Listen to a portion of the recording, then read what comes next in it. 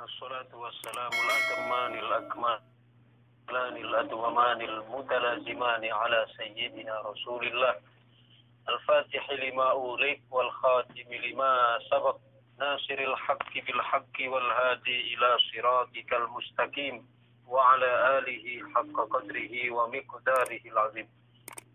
سبحانك لا علم لنا إلا ما علمتنا إنك أنت العليم الحكيم. سبحانك لا فهم لنا إلا ما فهمتنا إنك أنت الجواد الكريم. Amma ba'd. Alhamdulillah, kita bersyukur pada Allah yang telah memberikan rahmat sehingga pada malam ini kita bisa kembali hadir dalam acara rutinan bacaan Yasin, tahlil dan doa sekaligus kajian kitab Al-Hikam yang kita gelar setiap bulan. Mudah-mudahan kita semua selalu dalam keberkahan dan perlindungan dari Allah Subhanahu wa taala. Amin amin ya rabbal alamin. Para Bapak Ibu jamaah, tawanya segenap pembina pembimbing, pengurus Dewan Harian dan seluruh jamaah Wamit On Air yang dirahmati Allah. Sebelumnya saya mohon maaf yang sebesar-besarnya jika kehadiran saya menjadikan panjenengan sedaya harus menunggu lama nih. Jadi saya tadi sebenarnya sudah minta dibadali sebenarnya karena saya baru nyadar kalau jadwal malam ini jadwal hikam. Sedangkan saya sudah kandung ada jadwal juga pengajian dalam rangka menyambut bulan suci Ramadan. Akhirnya saya tadi menyampaikan kepada Humas untuk kalau bisa saya dibadali, saya tidak ternyata masih ditunggu gitu. Mudah-mudahan kesetiaan dengan sedaya menjadikan menjadikan bukti bahwa seluruh jamaah Wamit On Air adalah orang-orang yang cinta terhadap ilmu, cinta terhadap siraman-siraman rohani sehingga bisa menjadikan rohani kita bisa semakin dewasa dan semakin hidup. Insyaallah. Amin amin ya rabbal amin ya rabbal alamin. Bapak. Selanjutnya kita ini sebagai penutup kajian bulan Sya'ban kita tepat sekarang hikam yang ke-20. Jadi kita ngaji hikam ini sudah 20 bulan berarti. Karena setiap pertemuan itu satu hikam. Sekarang nomor yang 20. Bismillahirrahmanirrahim. Qala al-muallif rahimahullah wa nafa'ana bihi wa bi'ulumihi wa bi asrarihi fid dharain amin ya rabbal alamin. Yaqulu radhiyallahu an Syekh Ahmad bin Athaillah Sakandari dalam hikam yang ke-20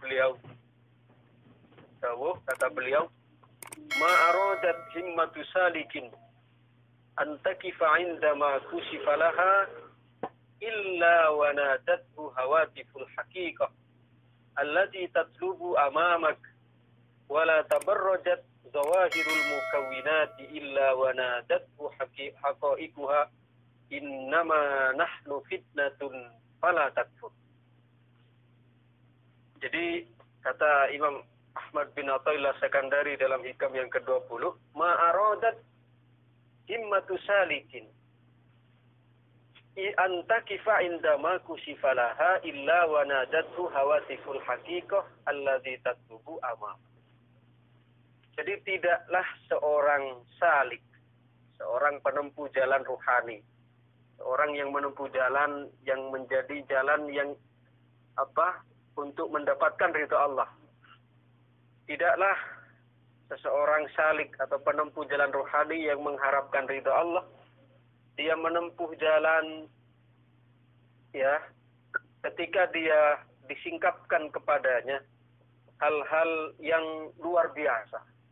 Mungkin dia oleh Allah Subhanahu wa taala diberikan keistimewaan, mungkin bisa membaca pikiran orang, atau mungkin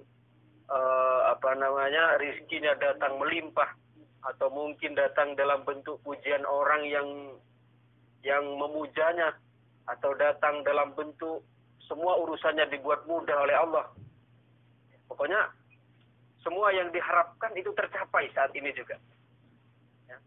Illa wa nadatu hawatiful haqiqah, melainkan akan ada panggilan dari suara hakikat. Artinya dari suara ini memang tidak bisa didengar oleh oleh oleh telinga mata kita, oleh telinga kepala kita, tapi bisa didengar dengan mata hati, bisa didengar dengan telinga hati.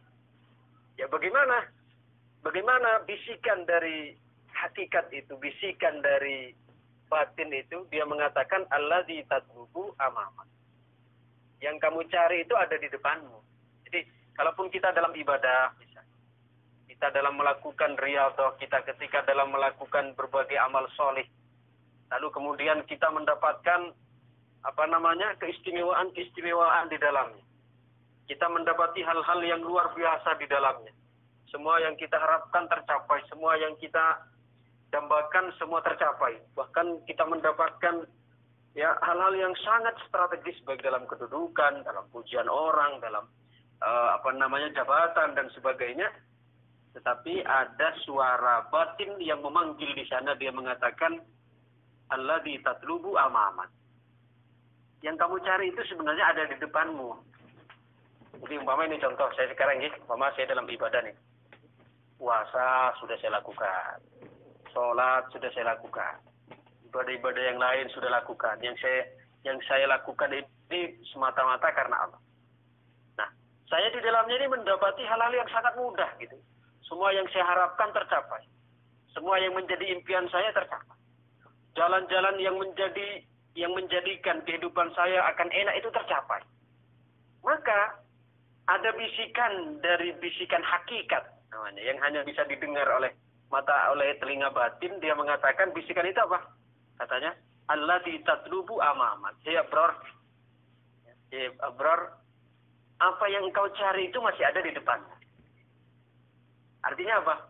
Itu ingin menyadarkan kepada kita bahwa yang kita inginkan dalam ibadah ini bukan kok untuk mendapatkan enaknya fasilitas, mendapatkan banyaknya pujian, mendapatkan banyaknya fans, mendapatkan bisa melihat, membaca pikiran orang, bisa mendapatkan kesaktian, bisa mendapatkan kanuragan, bisa mendapatkan macam-macam. Bukan itu. Tapi yang diharapkan itu adalah ridhonya Gusti Allah. Nah, maka bisikan hakikat itu artinya bisikan tersebut mengingatkan. Ya memang tidak bisa didengar oleh telinga mata, ya, oleh telinga kepala, tidak bisa didengar oleh telinga kepala kita, tapi bisa ditangkap secara lisan halnya mengatakan, Abror, dari apa yang kau peroleh nih? Dari pujian orang, kau disanjung orang, hartamu melimpah, rezekimu lancar, kemudian engkau bisa membaca pikiran orang misalnya, kemudian engkau banyak mendapatkan sanjungan dari orang. Bukan itu, karena yang menjadi tujuanmu ya adalah ada di depanmu, wahai Abror. Karena kalau kita hanya berdiri tertumpu pada apa yang kita dapatkan, dari apa yang kita temui, dari manfaat itu, maka kita akan terbuai. Ya, contoh begini, tak sederhanakan gitu keterangan. Begini, kita dalam ibadah nih, kita di dalam ibadah, semua ibadah kita baik yang sifatnya vertikal atau horizontal, yang sifatnya hablum minallah atau hablum minallah. Itu kan yang kita inginkan adalah ridhonya Gusti Allah. Kita inginkan adalah ridhonya Allah. Nah, maka yang harus menjadi tujuan utama dalam ibadah kita itu adalah harus ridho Allah, jangan yang lain. Karena kalau yang kita jadikan tujuan adalah selain ridho Allah, maka kita tidak sampai kepada tujuan. Contohnya seperti kita misalnya tujuan saya, taruhlah dari Gresik, saya mau tujuan saya, sebenarnya mau ke mana? Paling banyak di sini dari mana nih? Lampung. Dari mana paling banyak? Jawa Tengah, Jawa Timur, Lampung, Jawa paling banyak. Jawa Timur lah. Jawa Timur paling banyak di mana? Jawa Timur paling banyak mana? Banyuwangi ada. Banyuwangi ada. Banyuwangi, taruh Banyuwangi nggih. Sekitar Trenggalek. Nggih. Sama rata. Oke. Taruhlah yang paling jauh Jawa Timur mana? Banyuwangi. Oke. Saya katakan Jawa Timur. Oke. Bahwa tujuan saya nih, saya mau melakukan perjalanan nih ke Banyuwangi. Dari Gresik mau ke Banyuwangi. Tujuan saya ke Banyuwangi. Mungkin di sana saya ada acara Banyuwangi. Berarti tujuan saya ke Banyuwangi kan tujuan utama. Di tengah perjalanan saya menemui ada pertunjukan di Surabaya misalnya. Ada pertunjukan wayang kulit. Atau misalnya nyampe lagi di perjalanan saya menjumpai reog, misalnya pertunjukan reog Ponorogo. Atau misalnya saya menjumpai lagi pertunjukan ludruk. Atau saya menemukan taman bunga yang indah di situ. Menemukan taman bunga yang indah. Lalu kalau saya terpaku berhenti di situ, saya lewat di taman bunga, bermain di situ terbuai. Oh, enak sekali pemandangan di sini indah. Kemudian rindang. Kemudian saya atau yang bertemu dengan hiburan ludruk atau reog tadi ya, berhenti dulu. Padahal di Surabaya posisinya. Saya duduk di situ menyaksikan, menonton dan sebagainya. Kira-kira saya sampai enggak ke tujuan ini? Karena saya terbuai di situ. Tentu tidak akan sampai. Karena saya terbuai di perjalanan. Padahal tujuan saya utama kemana tadi? Yaitu ke Banyuwangi. Banyuwangi. Maka di situ hati kecil saya akan mengatakan sebenarnya ketika saya berhenti di Surabaya karena menyaksikan ludruk atau menyaksikan reog tadi, atau saya menyaksikan lihat di kebun binatang atau di taman-taman indah itu, hati saya mengatakan, Abror, tujuanmu bukan di sini, masih di depan. Artinya masih di mana? Di Banyuwangi. Jangan tertipu di sini. Jangan hanya berhenti di sini. Itu hanya penghalang saja. Kamu kalau terbuai di sini tidak akan nyampe ke Banyuwangi. Nah, seperti ini juga. Ketika kita ibadah, tujuan utama kita apa tadi? Ridhonya Gusti Allah. Maka semua yang kita jumpai di perjalanan, mungkin kita bisa melihat membaca pikiran orang. Mungkin rezeki kita diparingi lancar oleh Allah. Semua urusan kita diparingi enak oleh Allah. Semua yang kita harapkan bisa tercapai. Umpama gitu. Ingat, bukan itu tujuannya. Itu bunga-bunga saja. Itu ibarat tadi yang kita jumpai ketika saya mau berlanggan ke Banyuwangi, jumpai pertunjukan reog, pertunjukan ludruk, kemudian taman bunga yang indah, kebun binatang, ibarat itu. Sedangkan itu bukan tujuan, karena tujuan saya adalah Banyuwangi. Nah, kalau saya terbuai di sini, terbuai pada apa yang saya dapatkan, apa yang saya capai hari ini dari harta yang saya dapatkan, atau pujian orang, atau saya yang bisa melihat, misalnya melihat membaca pikiran orang, atau pujian orang misalnya gitu. Saya berhenti di situ, maka saya tidak akan sampai ke Banyuwangi. Karena saya berhenti pada hiburan-hiburan atau yang saya jumpai di tengah jalan. Sama di sini. Kalau kita dalam ibadah, kemudian kita di tengah jalan menjumpai pujian orang, menjumpai harta yang melimpah, menjumpai semua urusan lancar, menjumpai pujian orang, menjumpai fun yang banyak, menjumpai pokoknya enak semualah bagi kita. Ingat, jangan terbuai di situ. Karena hati kecil kita akan berbisik. Ya, bro, bukan di sini tujuanmu. Destinasimu masih di depan. Yaitu maksudnya apa? Destinasi kita dalam ibadah adalah ridhonya Gusti Allah. Jadi jangan berhenti terbuai pada yang kita saksikan, yang kita capai. Jangan puas sekedar pada capaian hari ini. Dalam arti, kalau kita dapat pujian orang, saya sudah merasa cukup. Saya sudah berhenti ibadah, saya sudah cukup di sini. Saya sudah berhasil mencapai status bisa dipuja orang dan sebagainya. Jangan terbuai begitu. Maka kata beliau di sini tadi apa? Ma'aradat himmatu salikin antakifa indama kusifalaha illa wanadatu hawatiful haqiqah alladhi tatlubu amamah. Jadi tidaklah seorang salik penempuh jalan ridho Allah itu dia berhenti pada satu makusifah yang disingkap kepadanya tentang hal-hal yang gaib atau dari kehidupan yang mumpuni, ya yang saya sebutkan tadi, kecuali akan ada bisikan nuraninya dengan mengatakan alladzi tatlubu amama. Apa yang kamu cari sebenarnya itu masih di depan.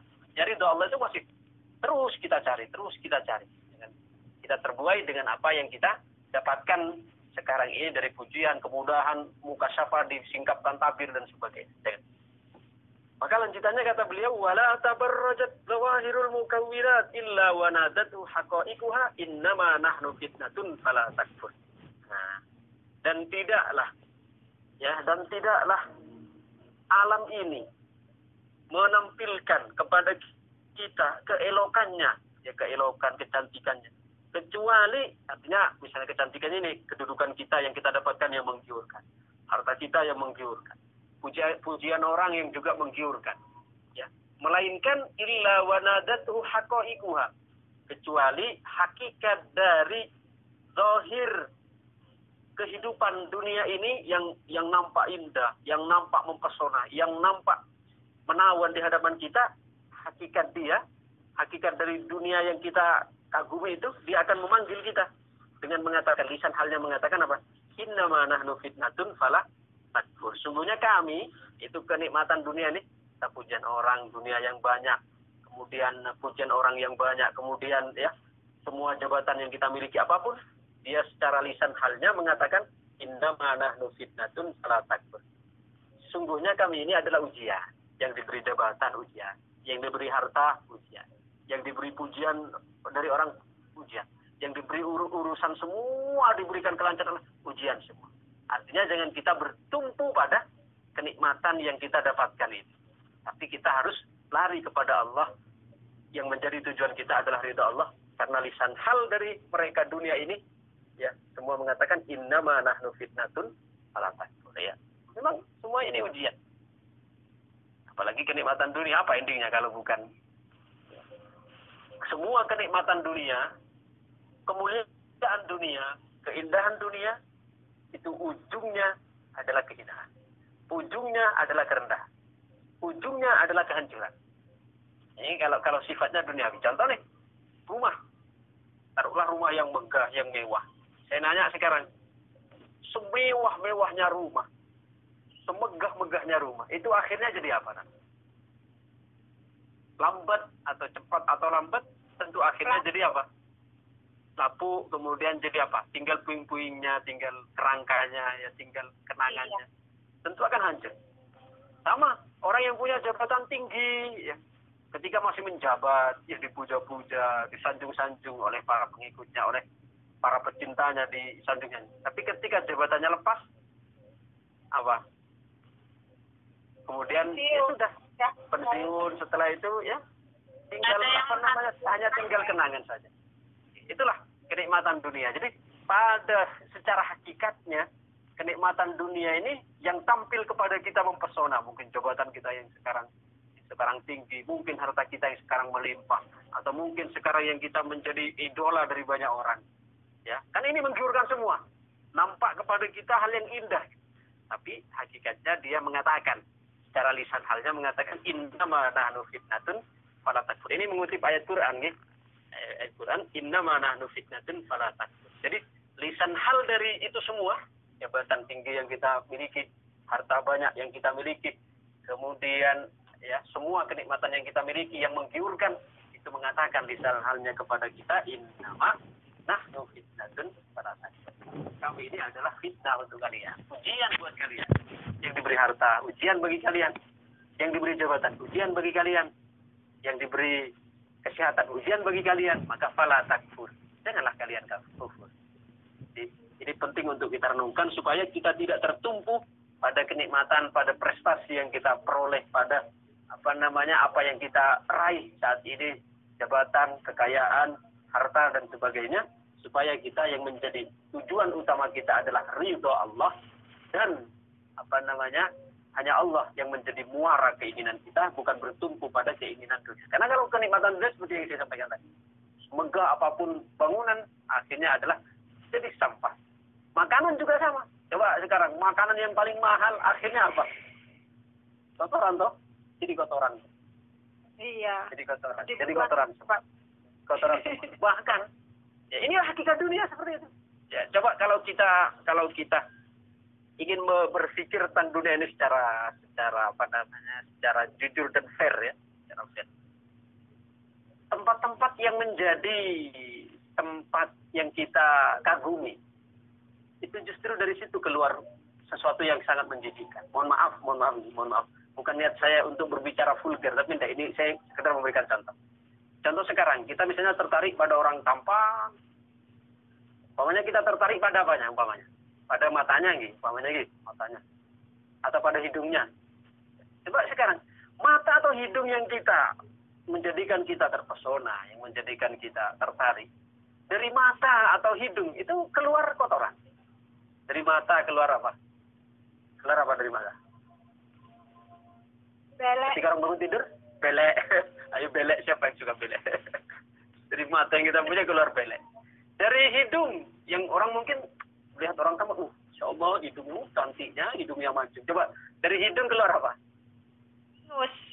Ingus, pupil. Keluar ingus, pupil. Lagi-lagi menjijikkan. Atau mungkin kita tertarik pada orang, pada mulutnya, pada bibirnya yang indah. Coba, dari mulut keluar apa? Iler. Keluar iler, keluar ludah, semua menjijikkan. Atau mohon maaf ini. Mungkin orang yang, mohon maaf nih, saya mohon maaf sekali, bukan yang vulgar, tapi sekedar berkata. Mungkin ada sebagian orang yang menginginkan, mohon maaf nih, kelamin. Karena menuruti syahwat dan sebagainya. Coba dari kelamin itu keluar apa?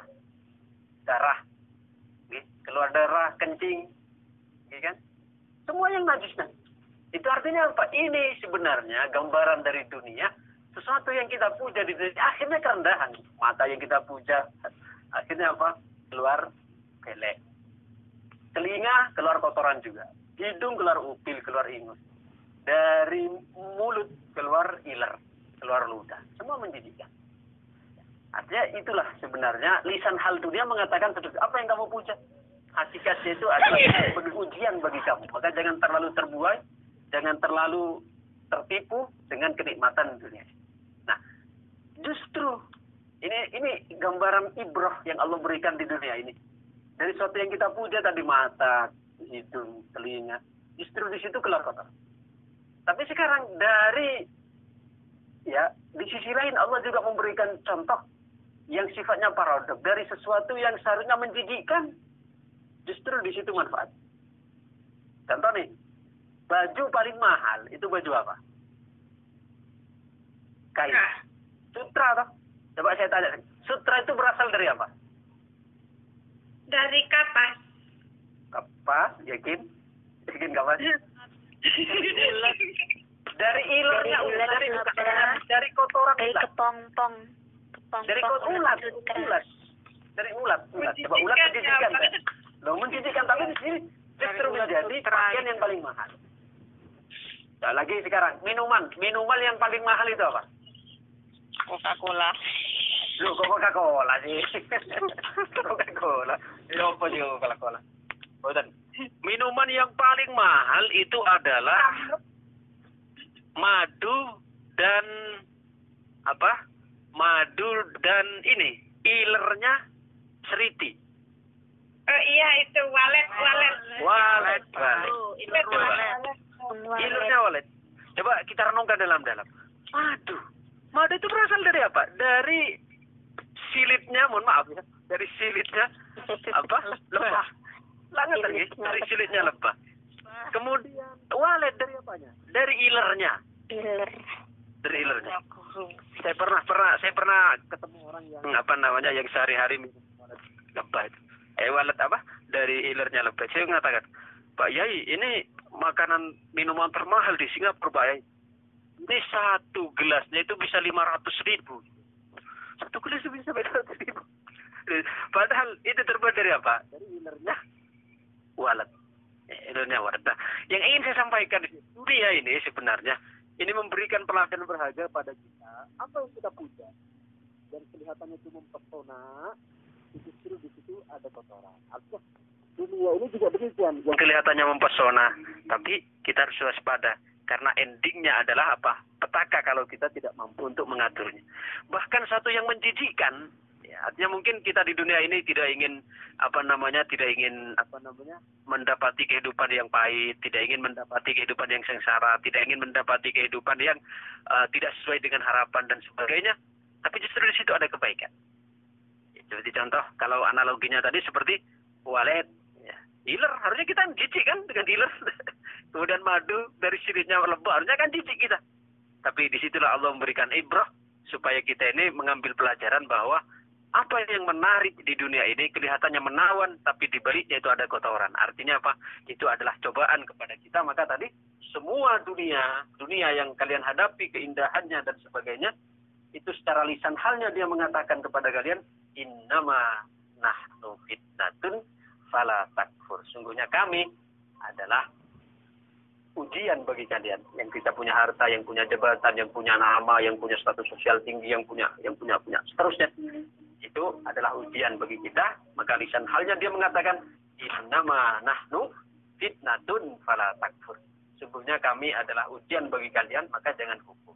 Karena Allah lah yang harus jadikan kalian orientasi, Allah lah yang harus kalian jadikan tujuan, sehingga kalian tidak hanya tertumpu pada seolah-olah mengatakan demikian lisan hal dari dunia yang kita huni, dari dunia yang kita nikmati, seperti itu. Demikian yang bisa saya sampaikan. Mudah-mudahan kajian hikam yang ke-20 ini bisa mengetuk kesadaran kita untuk apa? Menjadikan Allah sebagai tujuan kita. Karena tadi pendekatannya kan bahwa ketika kita mendapati sesuatu yang indah dalam kehidupan kita, mungkin semua yang kita harapkan tercapai, semua yang kita cita-citakan tercapai, maka kita jangan terbuai, karena itu ibarat yang kalau kita tidak mampu menyikapi, ibarat kita ingin ke Banyuwangi tadi, di tengah jalan saya bertemu hiburan-hiburan. Kalau saya berhenti di situ, maka saya tidak akan sampai kepada tujuan utama. Kita akan lupa tujuan utama. Sama dalam ibadah kita, amal kita, tujuan kita adalah ridho Allah. Maka kalau kita tergiur dengan apa yang kita dapatkan di dalamnya, misalnya kita dalam ibadah kita mendapatkan pujian, mendapatkan urusan kita lancar, dapat sesuatu yang sangat menggiurkan. Kalau kita tertumpu di situ, maka kita akan lupa tujuan utama kita, yaitu ridho Allah. Dan selanjutnya dunia yang kita dapatkan, entah itu pujian, entah itu harta, entah itu jabatan, itu secara lisan halnya mengatakan, lisan hakikatnya mengatakan apa? Innama nahnu fitnatun fala takfur. Artinya kalian jangan kufur, kata dia ya, mengatakan kepada kita, jangan kufur karena kami adalah ujian kepada kalian. Makanya kita yang punya harta, kita yang punya jabatan, kita yang punya apapun, jangan terbuai di situ, tapi jadikan sebagai tujuan untuk mendapatkan ridho Allah Subhanahu wa ta'ala. Demikian Al-Fatihah.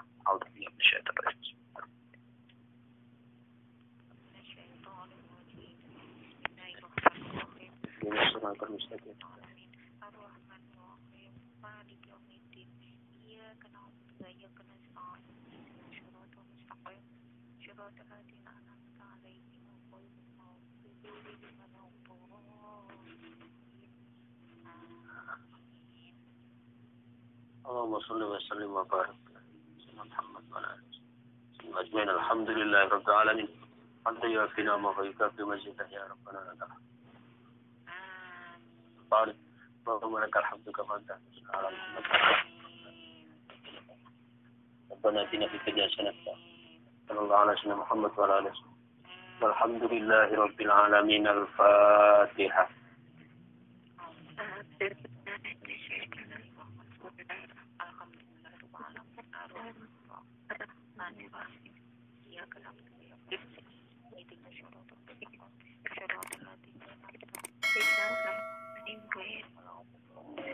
Terima kasih. Demikian. Assalamualaikum warahmatullahi wabarakatuh.